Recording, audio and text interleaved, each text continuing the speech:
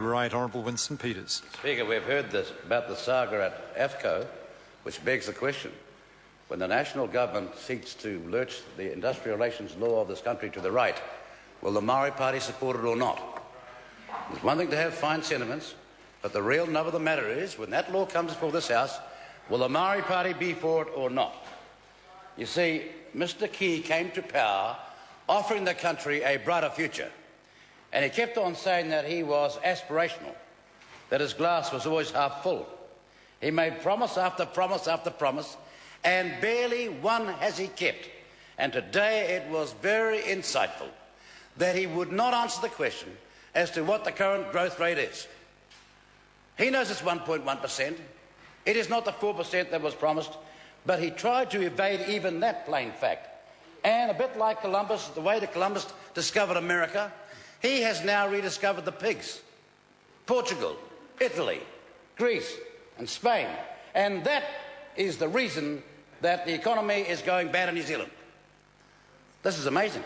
This was all known back in 2008, because the real facts can be found in terms of who's to blame in a very, very little tight article in today's front page of the Don.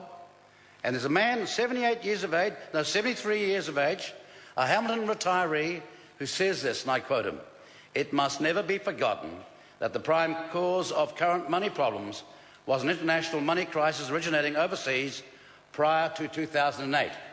And that is a money crisis that the Prime Minister of this country should know lots about, because his company, his business, Merrill Lynch, was at the centre of it.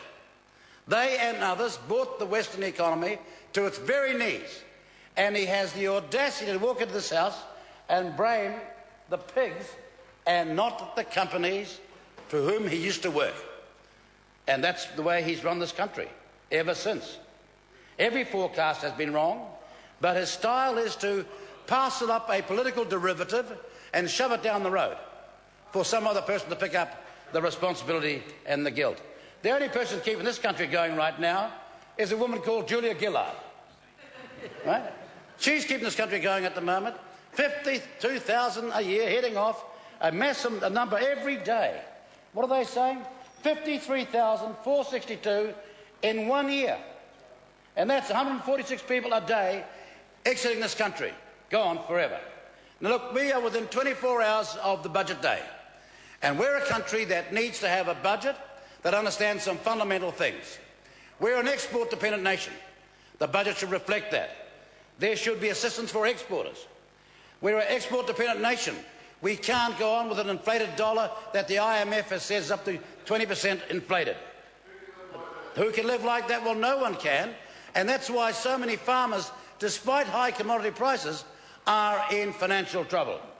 We need a budget that understands jobs come from exports and research and development and some smart new products that the hands-off boys over there will never try.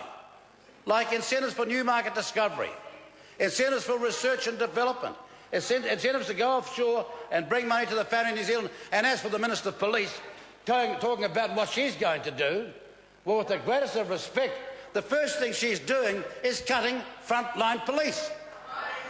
But apparently, less police on the front line means it'll be more effective.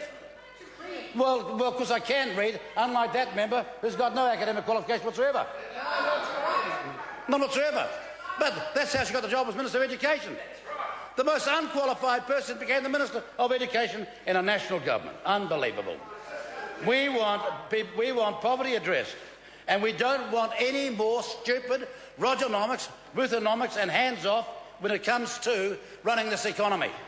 Look, the National Party's out of ideas. They're out of excuses. They're out of luck, and sure enough, they're going to be soon out of office. New Zealand first, and New Zealand will have a brighter future, that's a fact. But that's only going to happen when National and its Klingons on the starboard bow are gone from this House. Here are the facts.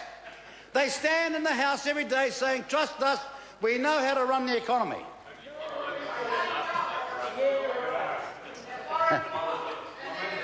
Debt up by 700%, right? Debt now 50 billion plus and rising to, what? 75 billion. But there they are. When anybody asks them, what sort of economic management is that? Jamie Lee Ross.